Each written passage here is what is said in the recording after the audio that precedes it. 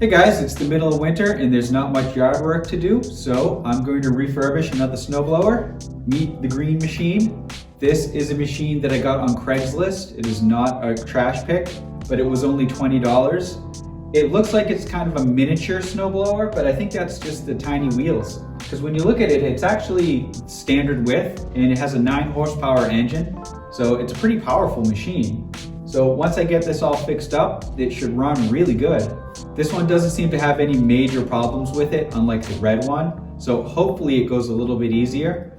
It does have a lot of minor issues though, so let's look through them all and see what we're gonna fix. All right, starting with the fuel tank, the plastic looks good. It doesn't look brittle like it's gonna crack, and it doesn't look very dirty in there either. But I think I'm gonna replace the fuel line in this machine, so I'll probably clean out the inside of the fuel tank anyway. You can see the primer bulb, it's really discolored, which suggests that this has been in the sun a lot. And if it's getting enough sun to discolor it, it might have degraded the rubber a little bit. And I have a new one, so I'm just gonna replace that. The oil looks okay. It's a little dirty, but it's not terrible and it's not low. Hopefully that is a sign that the previous owners kept the oil fairly fresh.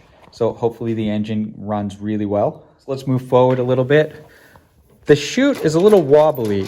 It's not like falling off, but it's not tight. So I'm gonna have to look into that and figure out what's actually causing that to be loose. Moving over to the front, the augers seem pretty tight, meaning that the bushings that hold them in place don't seem to be loose. So I don't think I have to replace those. And trying to tell if they're bent at all. They don't look too bad, so if they are bent, it's pretty minor. The housing is a little bent. That's very easy to fix. I can bend that back into shape.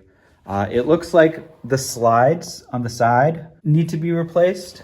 That means that the scraper bar underneath is probably bad. Let's flip it up and take a look. You know, it doesn't look too bad, at least compared to the red one, but it's still definitely worn out. You can definitely see how the bar gets thicker on one side than the other. And it's a pretty easy piece, so I'll replace that.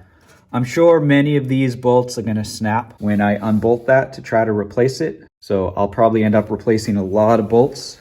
While the machine is upright, I guess now's a good time to take the bottom cover off and take a look at the drivetrain. So the way the bottom cover is held on is a little strange. The bolts are on the side instead of the bottom. So you really have to take the wheels off to get easy access to them. So this wheel's just clipped on. This wheel is bolted on. I'm not sure if this was supposed to be a clip or if this side is supposed to be a bolt because you can't adjust the position. Either way, I'm going to pop both wheels off and take the bottom off. There's a little bit of a locking ring on here. That's strange. So I don't know why you would really need this because the pin holds the wheel on and you're supposed to be able to change the position of the pin to change whether or not it's 2-wheel drive or 1-wheel drive. So I'm probably not going to replace this.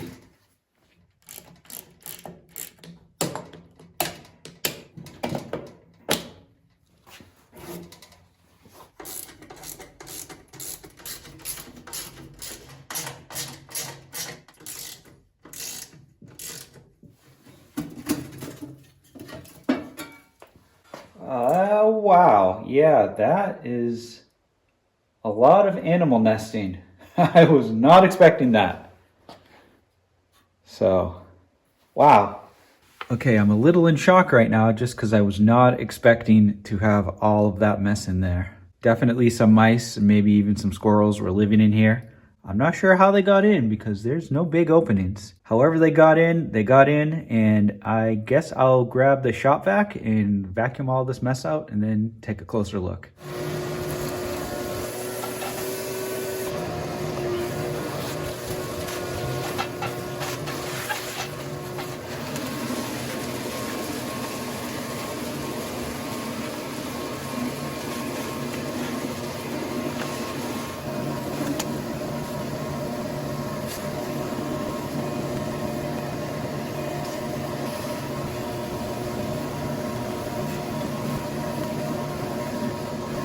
All right, I threw another light on so you can see, and really so I could see.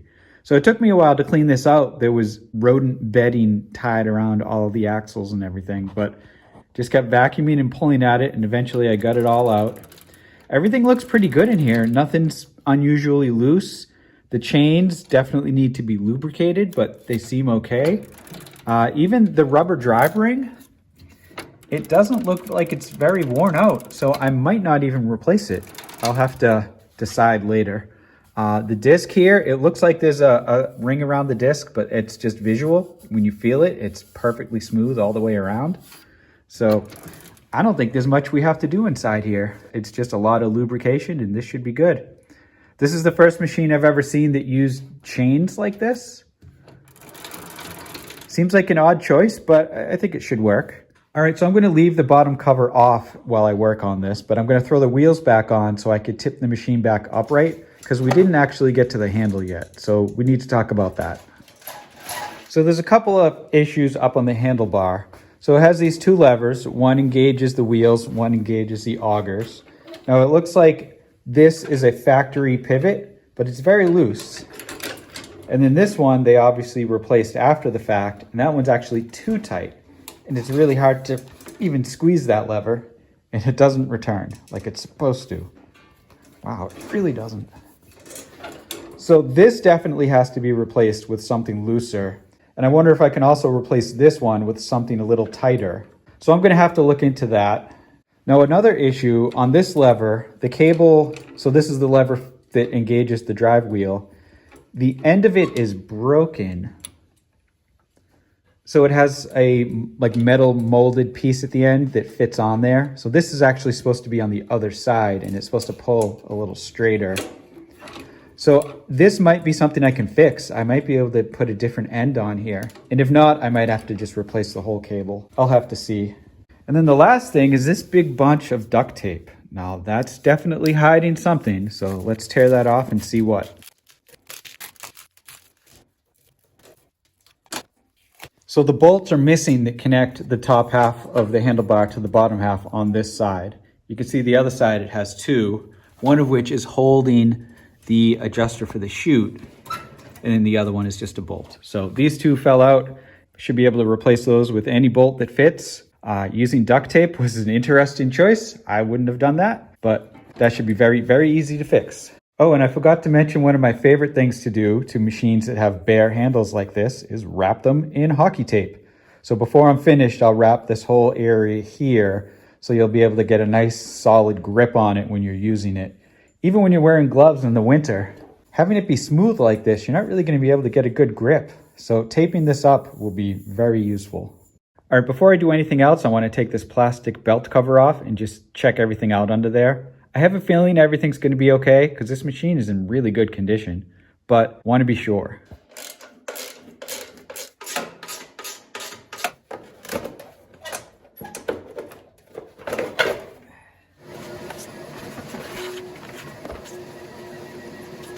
All right, so taking a closer look at the belts, they look okay, but they don't look great. The drive belt actually looks a little better.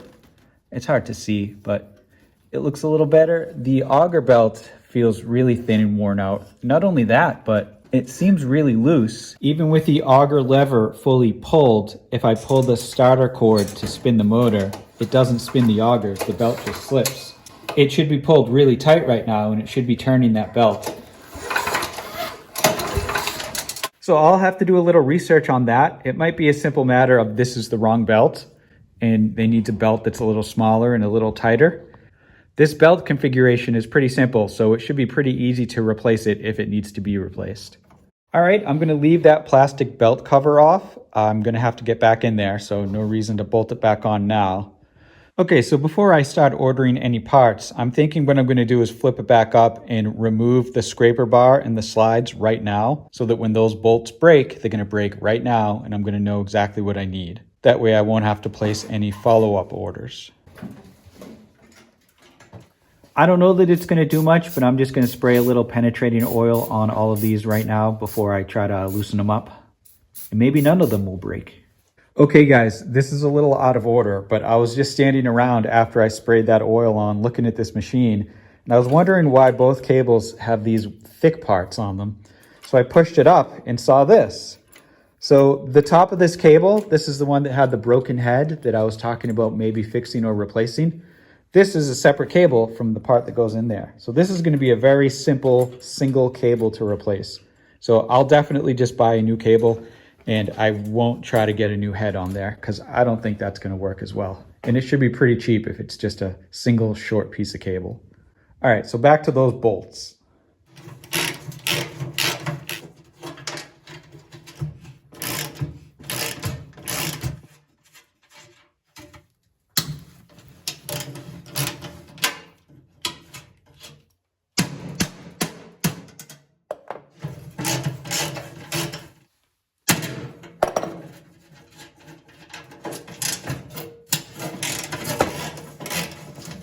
I'm having a little trouble with this last one. So these 5 bolts are all carriage bolts like this.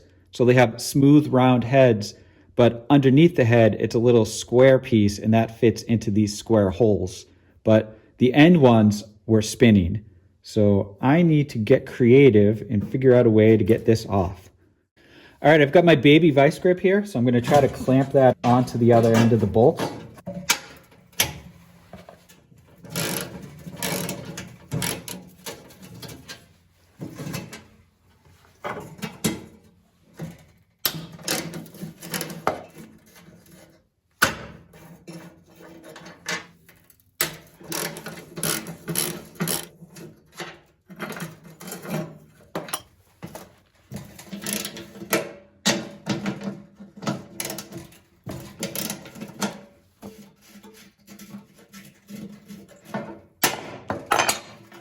All right, so surprisingly, none of the bolts snapped. They're in much better shape than they look. They look like they're very rusty, but once you get them apart, it's a lot of clean metal there. So these should be good. I'm going to reuse these. I'm not going to buy new bolts. I am going to buy new slides, though. These are definitely worn out. They were still doing the job. They were still taking the scraping so that the housing wasn't getting scraped, but they were getting close to the end of their life for sure. And then here's the big bar. So put those on the list. So now that we have light, taking a close look at the inside, this is just bent up a little bit. I should be able to fix that very easily. Everything else looks okay. Nothing's rubbing that shouldn't be. The impeller in here looks good. But all the brackets that hold the auger in place, all this stuff looks good. So that should be great. All right, so on to the chute. All right, I cannot tell why this is so loose. So what I'm gonna do is just take out all the bolts and take it apart, and hopefully the reason becomes clear.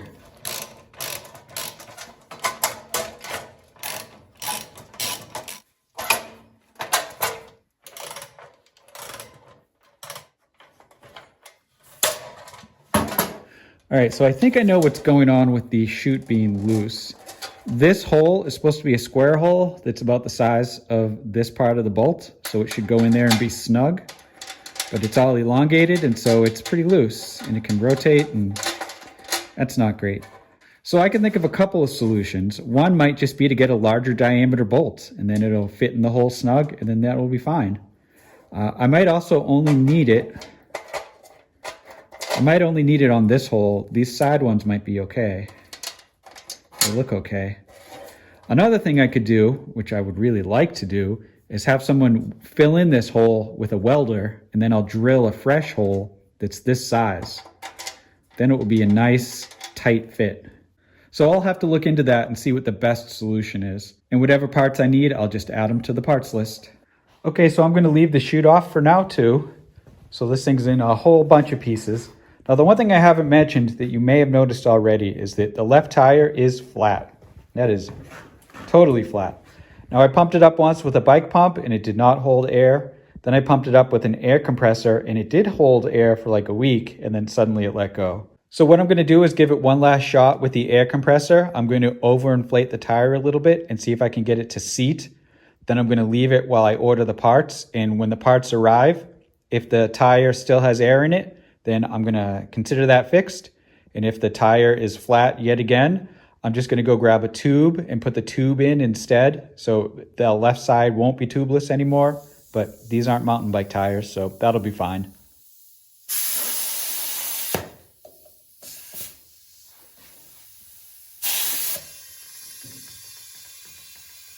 All right, the tie is full of air now, so now we just wait and see what happens. So I'm setting the green machine aside, and I'll be back in a week or two with a whole bunch of new parts to throw on there. All right, guys, I'm back, and I have some new parts. Let's take a look. All right, my workbench is a mess, but that's okay. So we've got 2 cables, 2 belts, drive belt, auger belt. We've got 2 new slides. We've got, I believe these were the bolts for the handle. These were the bolts for the levers. And these are some washers and things I'm gonna try to fix the chute with. So what you don't see here is a new scraper bar. It's impossible to get these. They don't make them anymore. But that's okay, because taking a closer look, I realized that these bars are reversible. They're meant to be used up in one direction and then flipped over. And that's actually the same thing for the slides. These are meant to be used like this until they wear out, and then you flip them over. I didn't realize that because the original slides were so worn out, there was nothing left on the top and the bottoms were almost nothing left. And I also did not get a new rubber drive ring. The drive ring in this machine was in such good shape that I'm just gonna stick with it. I don't think I need to replace it if there's nothing wrong with it. One more part I don't have is a new tube because the tire is holding air. I overinflated it and it must have seated it properly on the bead, and now it's holding air after over a week, I think, so that one's fixed. Oh, and I forgot, this is the new primer bulb. So I'm filming this right now on a Wednesday night, and this coming Sunday night, we're supposed to get up to a foot of snow. So I'm gonna try to hurry up and get all of this installed and get this machine running so I can use it on this coming storm, but we'll see if I can do it. All right, so I guess I'll start with the top. I'll put in the handlebar bolts and then I'll work on the 2 levers.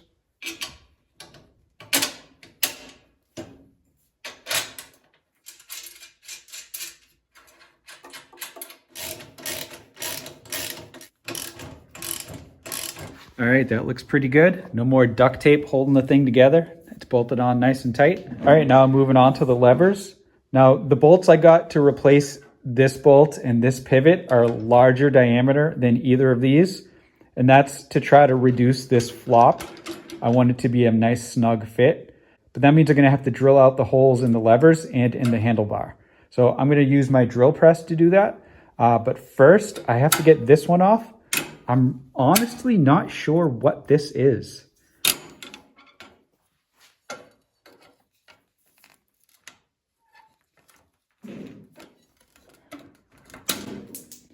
Well, came off pretty easy. All right, so this is what it looks like up close. This end cap just sort of presses on there and then it stays. I don't like this anyway, so I'm glad I'm replacing it. The original owner already replaced the other side with this bolt, so I'll just undo this.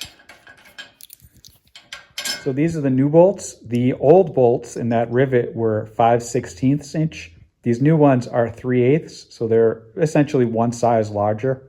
They look gigantic, but they should fit. They should be the right size once you get it together. All right, I got my drill press set up, so let's drill out the levers first, and then I'll use the hand drill to drill out the handlebars.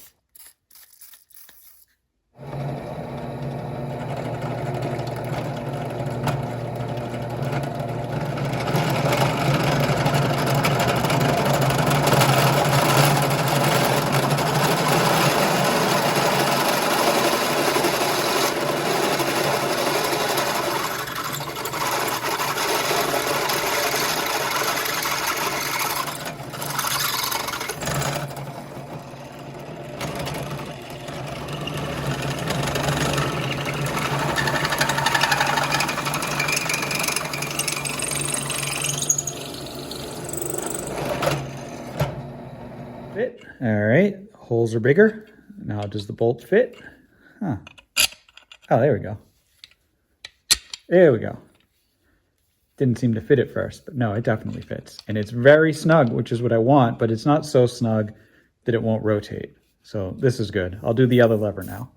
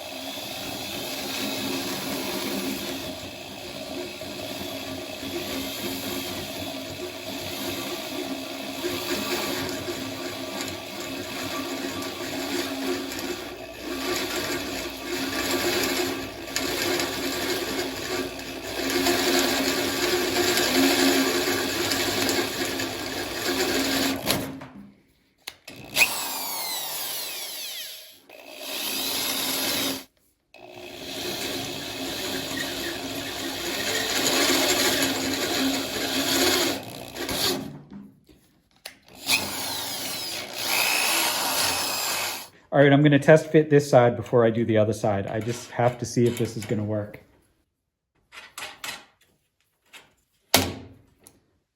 All right, that works perfect. All right, let me drill the other side.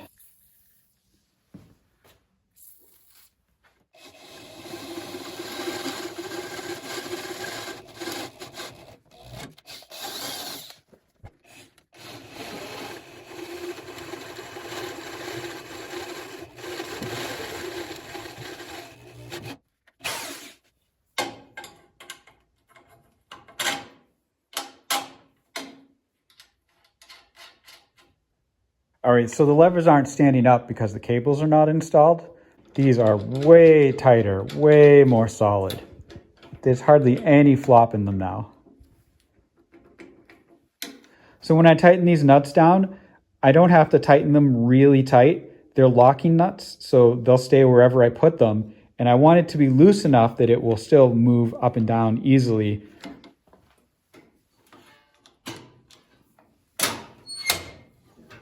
All right, so once you put the cable on there, the spring from the cable is pulling the lever up and it moves basically perfectly.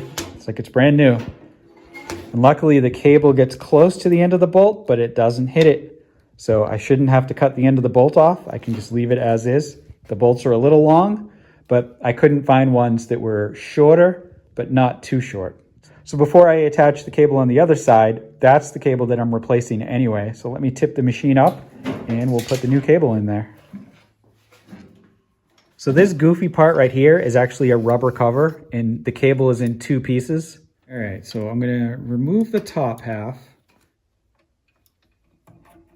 There we go. So now I'm gonna redo that on this end. This is the new cable. You gotta put it through like that. Now this goes down and this goes down. I'm gonna feed the old cable out of that piece and then feed the new cable into it. Pull that tight. Now this is the upper cable and I'm gonna connect that right there. So it turns out the hardest part is just getting this rubber piece on there because you got to get it right into that hole. I guess I can do it from the other direction.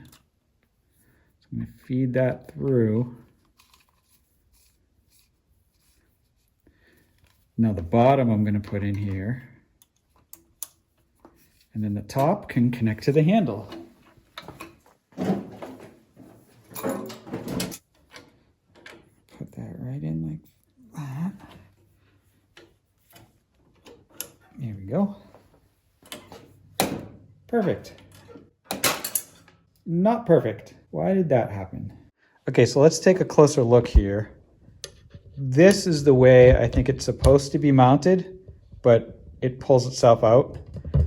Now, I can put it in on the other side like this, but when I do that, it kind of kinks the cable when you pull it. So I think what's going on here, if we go to the other side, notice how straight this tab is. If you go to this side, you notice how bent it is. So I think that this just needs to be bent back straight. And then I think I can put that cable in here the correct way, and I think it will operate normally without popping out. Okay, I just looked up the part number for this lever online. Then I looked up a couple of these levers on eBay to get pictures of them. And it's definitely not supposed to be bent like that. So that's a very easy fix.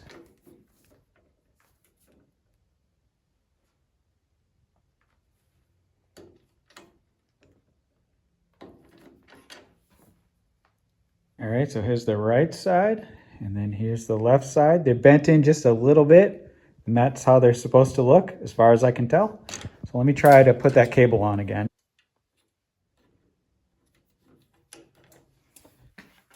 All right. Definitely not coming loose. It's pulling the proper amount. It's not interfering with the bolt, which is good, so I don't have to cut either side. All right, I'm going to crank these down now.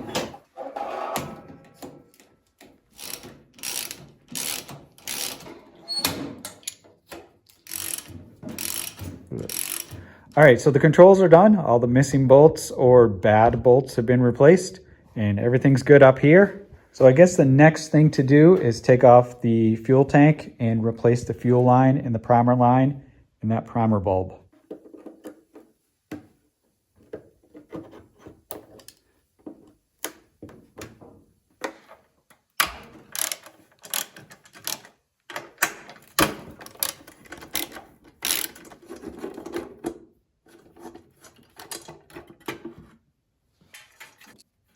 So I don't see any dirt or gunk in the fuel tank at all. It looks spotless. In fact, the whole tank looks kind of like it's new, like it's a replacement tank. So I'm not going to clean it because it doesn't look dirty. This is the fuel line that we're replacing. It kind of goes through the motor and connects to the carburetor underneath this cover. So we have to take this cover off next. The cover is kind of blocked by the crank for the chute adjustment. So I'm just going to pull this pin out and disconnect it.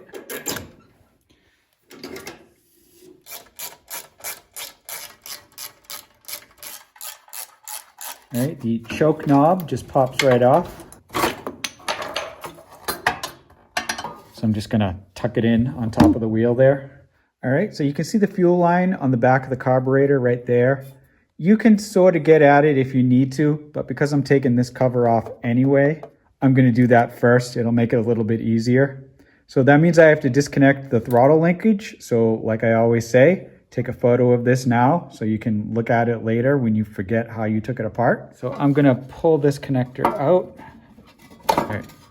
So now I can set this aside and have a little more space to work here. All right, I figured things were going a little too easy. So once I unbolt this, which I have not done yet, it slides off in this direction. Problem is this snowblower has this kind of weird shifter down here. Most of them have them up at the handles. And this bracket is totally in the way. You would never be able to remove the flywheel cover with this bracket in place. So one option is to unbolt the handlebar entirely and just lay the whole thing down. But if I do that, I'm also going to have to unbolt the shift lever itself. So what I'm going to try to do is just unbolt the shifter bracket thingy here and just pull that out of the way. And then hopefully I can unbolt this and slide it off without having to go too crazy.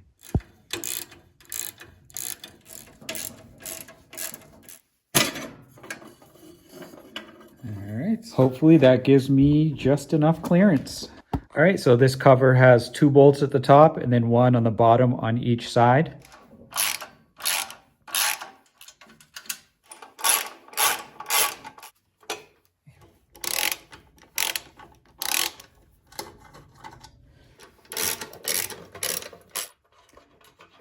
All right, I really got to get the rest of this ground wire out. Let me see if I can just pop that out. There we go. All right, moment of truth. Can I get it off easily? So close. There you go. So I was trying to avoid unbolting the little throttle plate here, but that's not working. So I'm just going to unbolt that right now.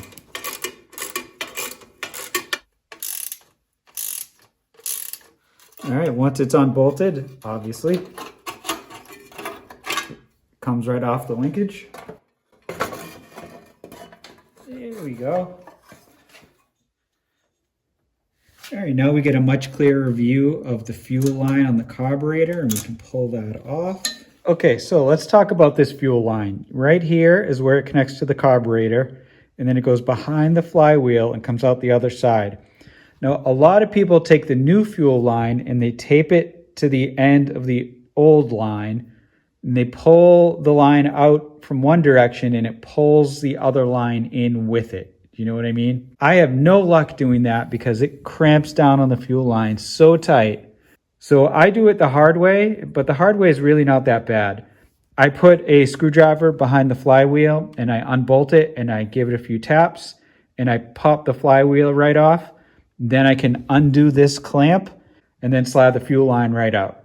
It sounds like a lot of work, but compared to the amount of work I've already done, it's really not that much more. So the first thing to do is undo that nut and take this cup off. Now to do that, you have to somehow hold on to the flywheel so it doesn't rotate when you're cranking. There we go.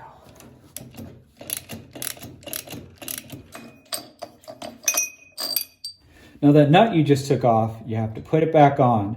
And you're screwing it in so it's just above the surface of this threaded piece. So the threaded piece is set down just a little bit. So right there. So now you wedge the screwdriver behind the flywheel and you give it just a little gentle tap to wedge it in there. And now you give this a solid tap.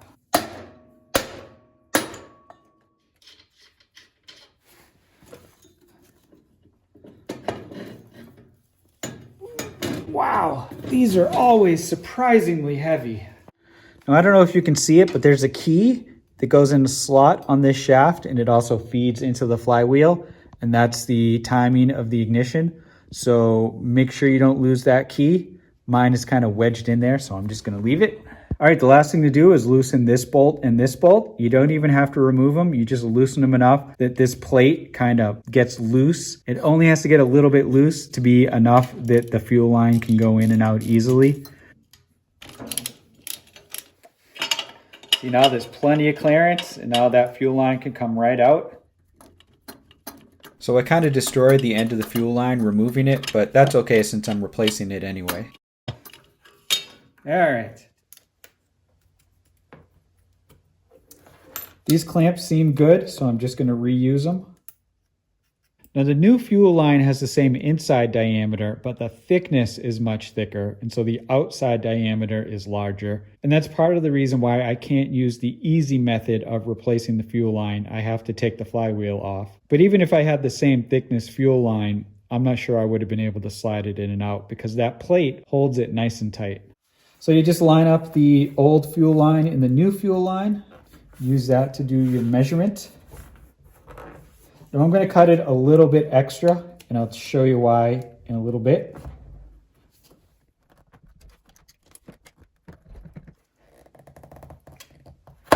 There we go. All right, so let me double check the length, and it looks pretty good. It's just a little bit longer, which is what I wanted. So I'm putting the clamps on the new fuel line.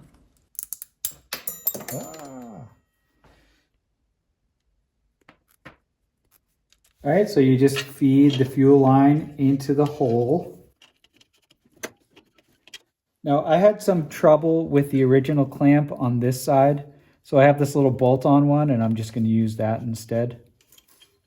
I'm going to get it onto the barb on the carburetor.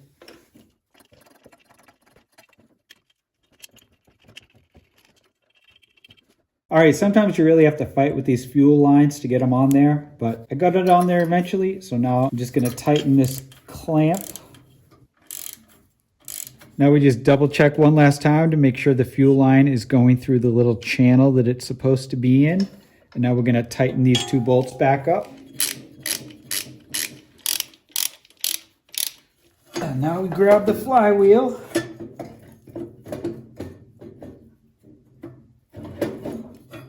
And remember, you have to line up the key, and that is lined up.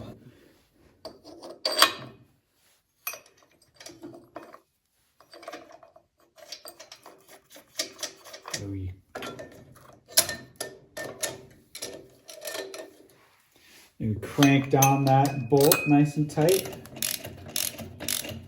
Now before we put this cover back on, we have to get that primer bulb off and replace this primer line too.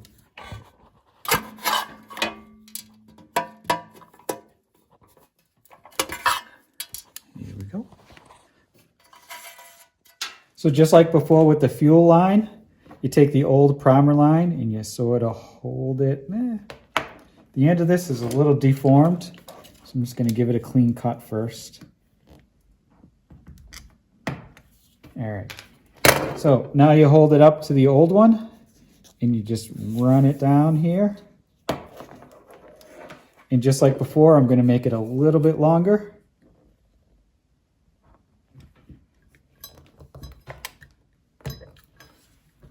Now, because I'm replacing the bulb, I don't even have to disconnect that.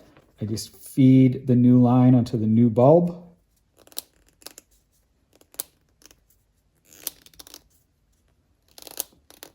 All right, now we go put this on the cover. You just feed the line through the hole and then it snaps in place. Not easily, but it does snap in place. Now it's time to put the cover back on. So as you're putting the cover on, that orange primer line, you have to feed it over the fuel line, and then it can loop around and connect to the carburetor.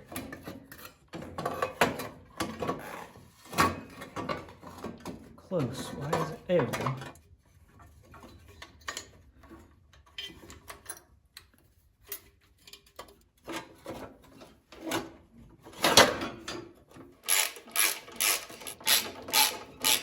Now you got to put this little throttle plate back on, getting that linkage in there.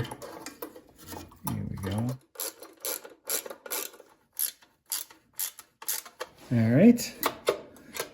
Linkage looks good. Now you have to feed this little electrical connection back in here. There we go. Now that primer line comes around like this, and it fits on this little barb right here. And because it does this big loop, that's why I cut it a little bit longer. All right, that's on there pretty good. All right, so now we put the carburetor cover back on, and the first step to that is to put this electrical connector back on. Now there's a hole right here you have to put over this piece, like so. And then you line it up like this.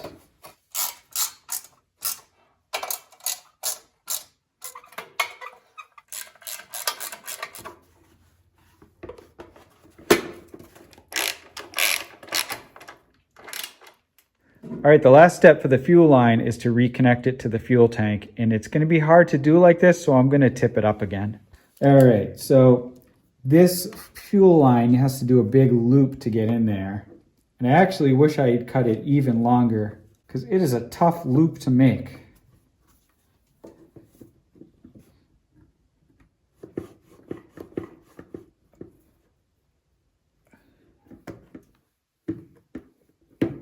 There we go. So I really don't love this giant loop, but there's really no other way to do it.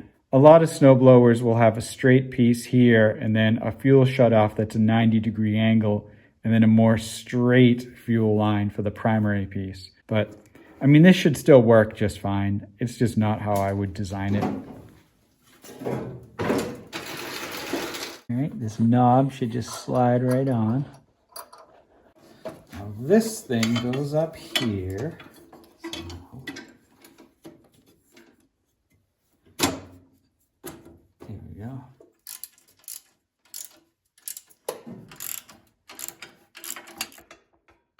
That's an awkward style of shifter, but nothing I can do about that. All right, next I'm gonna deal with this scraper bar. Now it has kind of a weird lip on it. You're not gonna be able to see it, but you can feel it from where it was grinding against the ground.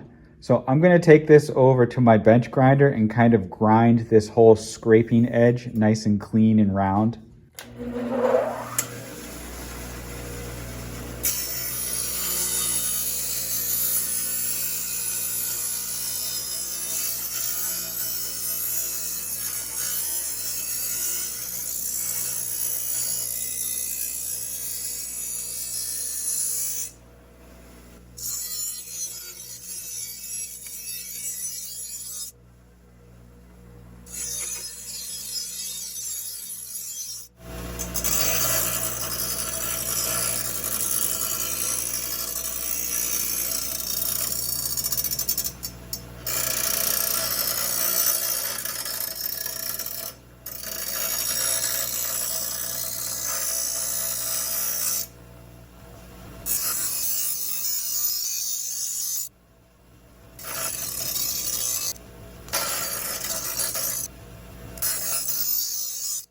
All right, that came out pretty good. I don't think you can really see it on camera, but it's a nice clean edge. It's not quite as round as I would like, but it's not sharp. So I'm gonna take this outside and use a knotted wire wheel on my angle grinder to try to get all this paint and rust off of here.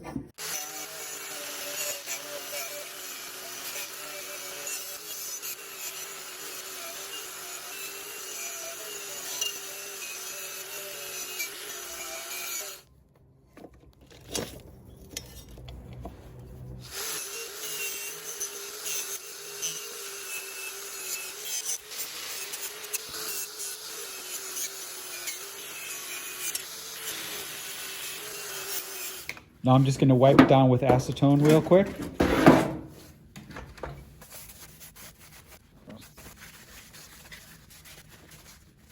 All right, it looks pretty good. Now I need to go set up someplace I can paint this. It's a little cold in my basement, so I don't think it's good for me to paint it down here. So I'm gonna have to get creative upstairs. All right, so this is my living room painting studio I just came up with. This should work pretty good. I think this is a scrap of sheetrock that I don't need. And this is just a giant cardboard box, so I don't think I will cause any problems. My house is going to smell like spray paint for a long time, but nothing I can do about that. The problem is it's wintertime, so you can't paint outside. It's just too cold. That would be ideal if I had done this in the summer, but summer is for making lawnmower repair videos. So I've got some green spray paint here that should be a pretty good color match. So I'm going to see if I can make this work.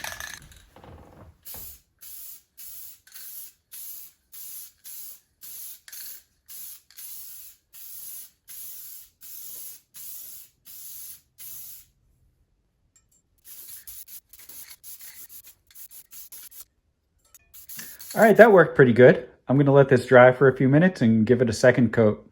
All right, while the paint is drying on that piece, now's probably a good time to straighten out the housing. So this side looks like it's just slightly bent right here, just the tiniest bit, so I might not even touch it.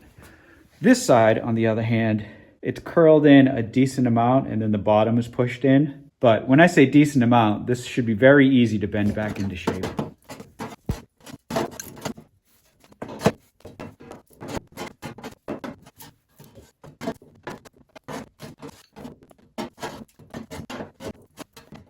All right, that looks much better. I'm gonna flip it up on its front and see if I can do that last little bit on the bottom from the other side.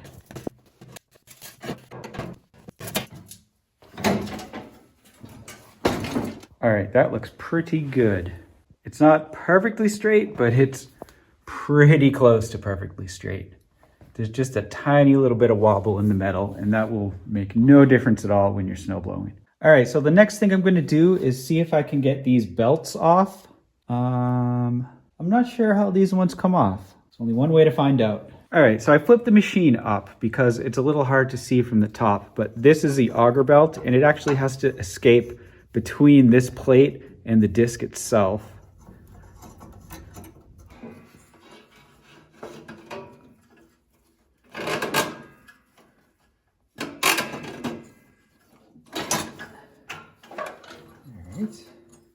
So there's a tensioner right here, and if I push on it to release some tension, here we go.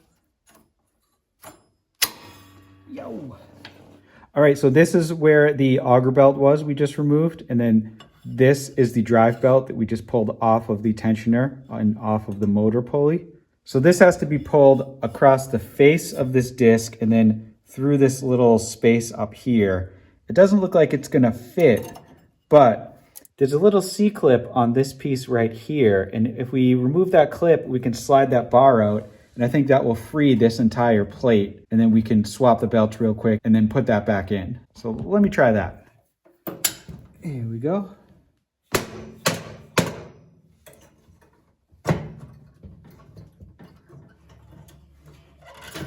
Here we go. There we go. Now I'm sliding the rod back in that holds the friction disc assembly in place. I did not forget to put the C-clip back, I just forgot to film it. Alright, so I have to get the blue belt underneath this retainer bar and then over this pulley and underneath this tensioning pulley. But this is bolted on, I'm just going to unbolt it and cheat and then put it back.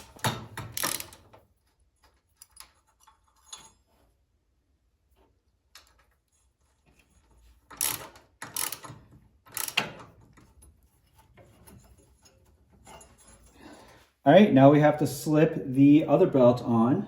All right, I'm gonna start by feeding it through here. All right, let me flip it over and see what I can see from the top.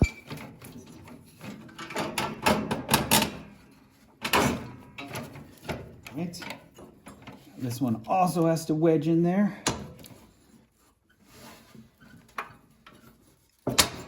here we go.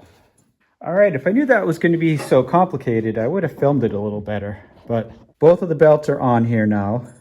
It's a little bit more complicated than on an MTD model. You have to kind of squeeze these belts through some very narrow passages. I can't truly test them out until the machine's running, but I can do a little bit of a miniature test just by pulling the starter rope. And this is with a press.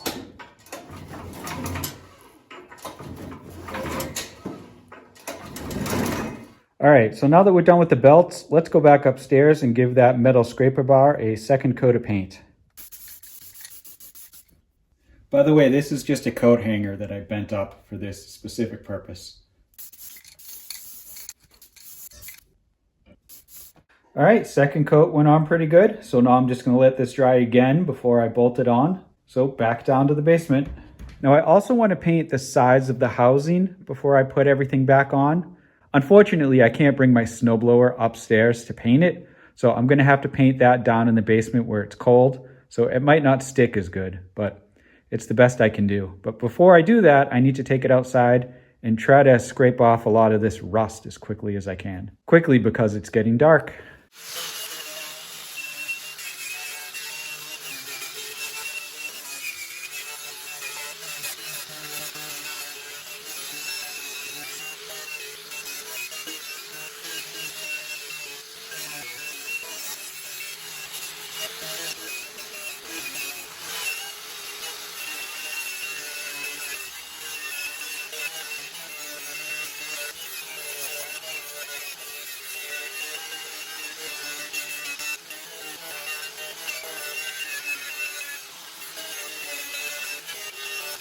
All right, now the areas I just ground off, I'm going to wipe down with acetone.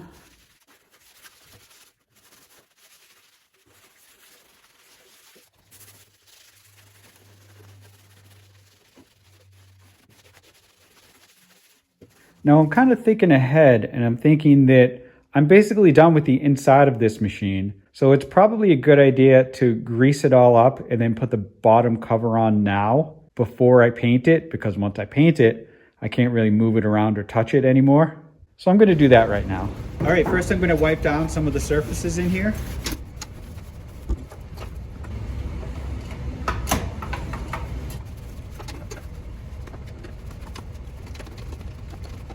All right, now I'm gonna grease up these chains. The grease I'm using is Mercury Quicksilver Marine Grease. A thinner grease would probably work even better than this stuff, but I always have it on hand, so it's always what I end up using on stuff like this.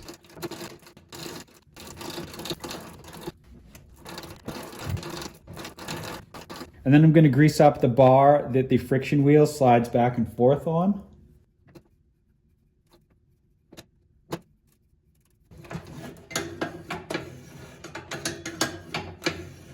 All right, I've never had a snowblower with chains before, but I put a lot of grease on them and it seems to move a lot smoother now. Now I gotta pop the wheels off to put the bottom cover back on.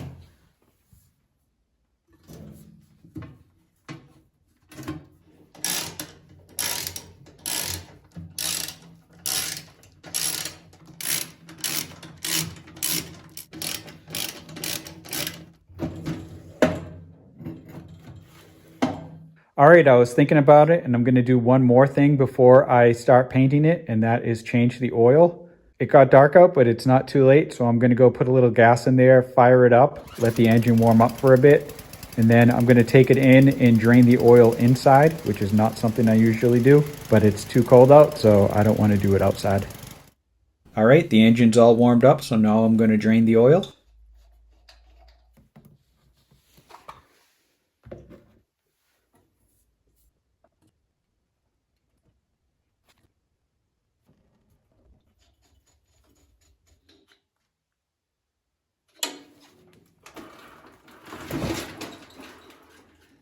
All right, now I'm gonna put fresh oil back in. This engine takes 20 ounces, so I pre-measured 20 ounces in this container. So I'm gonna put it all in. All right, so I'm gonna do my best to paint this in my basement without getting overspray on my floor. It would really be a bummer, and it's probably going to happen, but I'm going to do my best to stop it. So the last thing to do before I paint is to take the 3 bolts out of each side so I don't paint over the bolts.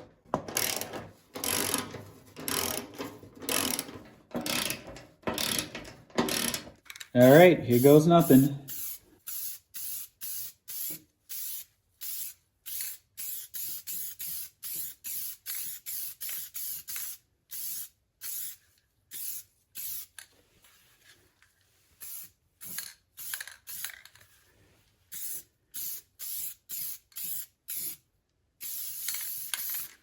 All right, let me switch to the other side.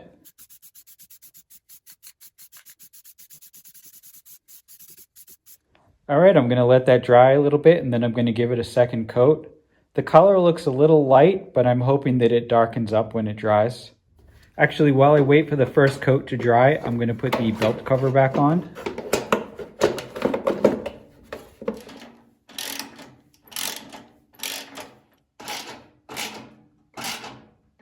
And I'm going to put the chute back on too. Now I tried to come up with a clever solution to these elongated holes, but at the end of the day, all I could come up with were these locking rings that I'm going to squeeze between there and the bolt.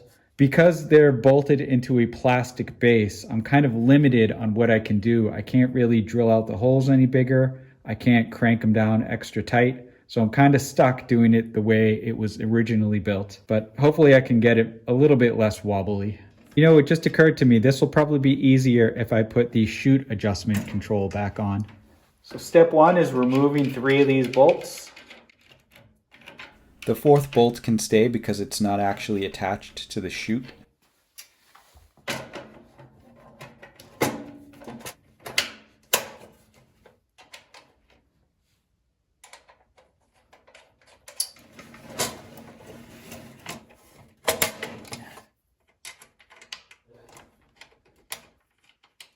Now the back bolt was the one where it was the most loose, so I got a different bolt for that one and a larger washer and lock ring. So I'm going to try to put it together a little bit differently and hopefully it will be nice and tight.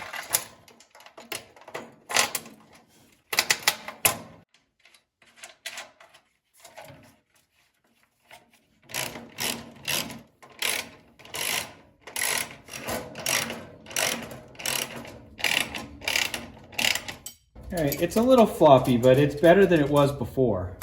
It was really loose before. I think that's as good as it's gonna get. All right, time for coat number 2.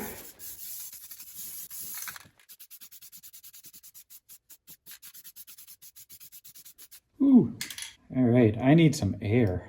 All right, looks pretty good. That's my first attempt at painting something like this and seems to have come out all right. We'll see how it looks once it fully dries. Speaking of, I'm gonna let this dry overnight, plus the scraper bar I painted upstairs. And then tomorrow I'll come back and do the final assembly. And hopefully this thing will be ready for work. And that will be good because we're forecast to get 12 to 24 inches of snow in a couple of days. So I will definitely put this thing to work. All right, this thing came out really good. I'm actually surprised at how good it came out. Makes me think I should paint things more often. But not snowblowers, because it is hard to paint snowblowers when it's freezing cold out. So before I put that new scraper bar on, I'm just going to throw in a new spark plug.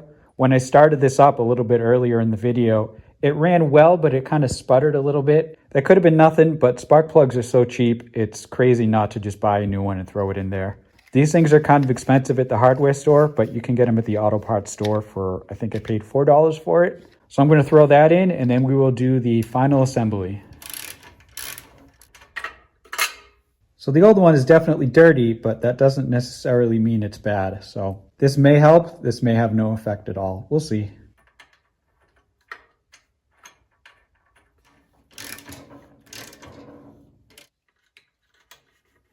All right, now I'm going to flip the machine back up on its front again to install the scraper bar, but I'm going to try to be really careful this time so I don't scrape up that new paint.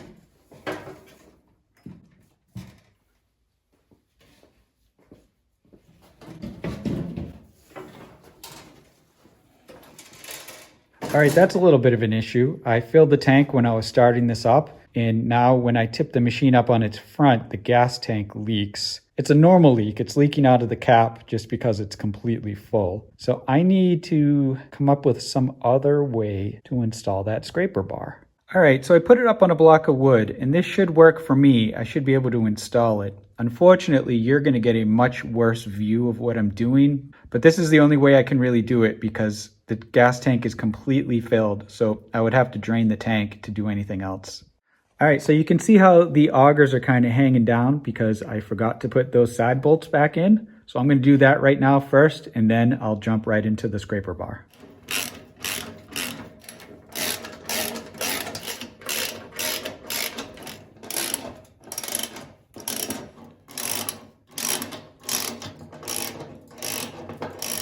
So the bar has 5 bolt holes. There are 5 square holes in the bottom of the housing.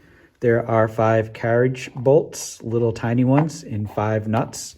And that should give this years more use before it has to be replaced. I couldn't find this exact part anywhere online to replace it, but if you needed to replace it, it wouldn't be too hard because this scraper bar is just a simple flat piece of metal. A lot of them have angled brackets on the sides and it makes them a lot more complicated. But you could get by making your own scraper bar for this if you needed to.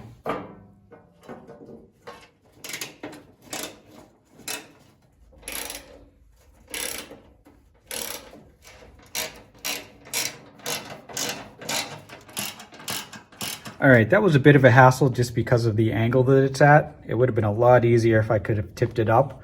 I wish I thought of that before I put all the gas in this machine, but it's all good now. So the last thing to do is put the slides on. I bought new slides and I came up with a pretty good method for installing those slides on the red machine when I did this last year. So you can adjust the height of the slides to raise and lower the height of the front of the machine, and that determines how good of a scrape you get. Now, one way you can do it is to just install the slides on there right now as it sits, and when you snow blow, the scraper bar will be scraping the ground, but it will wear out pretty quickly. So what I do is I take these 4 flat washers and put them underneath the bar. So you're getting, what's that, maybe a 1/16 of an inch of extra height. That way you're not dragging nearly as much metal on the driveway when you snow blow.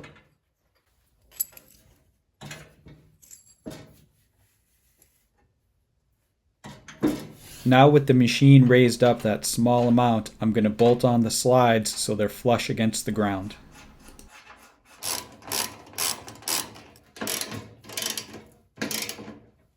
All right, now the same thing on the other side.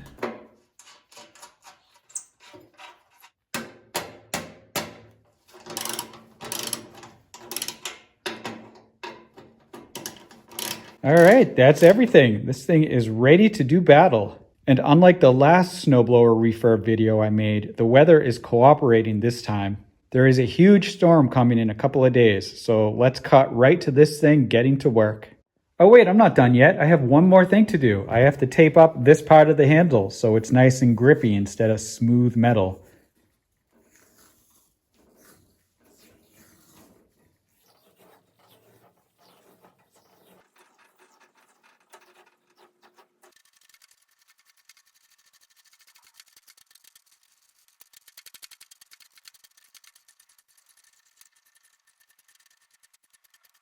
All right, now the handle's nice and grippy.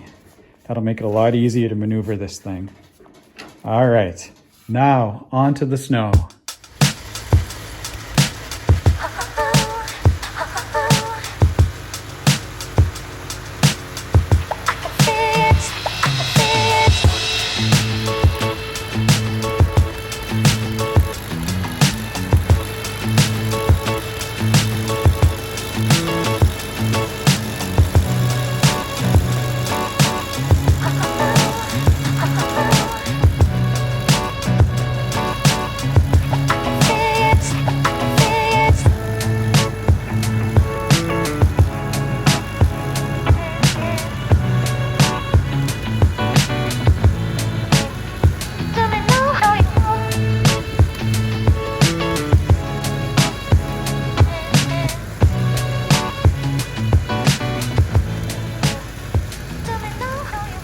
All right, that went really well. That was a pretty big storm and this machine handled it very well. Usually at the end of these videos, I go over the list of parts I put on there and the price I paid for everything.